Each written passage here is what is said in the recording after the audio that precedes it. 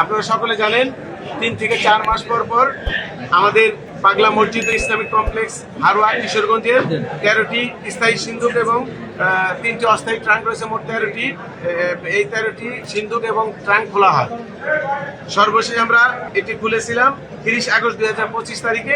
এবার 3 মাস 27 দিন পরে আমরা খুলতে যাচ্ছি। আপনারা জানেন এই খোলাটা নির্ভর করে সিন্দুকগুলো আসলে কি পরিমাণ টাকা সঞ্চয় হয়েছে সিন্দুক ভরার উপরে।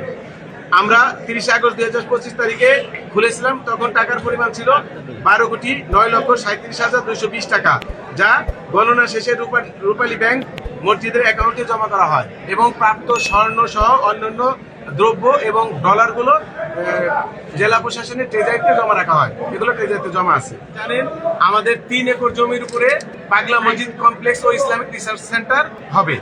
এটা আমরা সিদ্ধান্ত নিয়েছি। তো এখানে 3 একর জমির উপরে হবে এবং এটার নকশা প্রণয়নের কাজ দেওয়া হয়েছে, বুয়েট কর্তৃপক্ষকে দেওয়া হয়েছিল। তারা পছন্দ করে দিয়েছেন রুয়েটকে, রাজশাহী ইঞ্জিনিয়ারিং ইউনিভার্সিটিকে, Rajshahi university of engineering and টেকনোলজিকে। তো তারা কাজ করছেন এবং তারা আমাদের সাথে প্রতিনিয়ত যোগাযোগ করছেন। আমাদের ওয়াকফ প্রশাসক মহোদয় গত শুক্রবারে এসেছিলেন, আপনারা জানেন।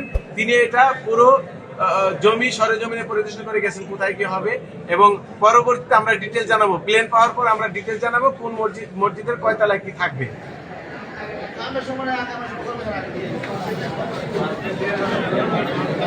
এই কর্মসূচি আমরা জেলা প্রশাসক মহোদয়ের নেতৃত্বে আমরা করেছি। এখানে ওনাকে সহায়তার জন্য পুলিশের যেমন বাহিনী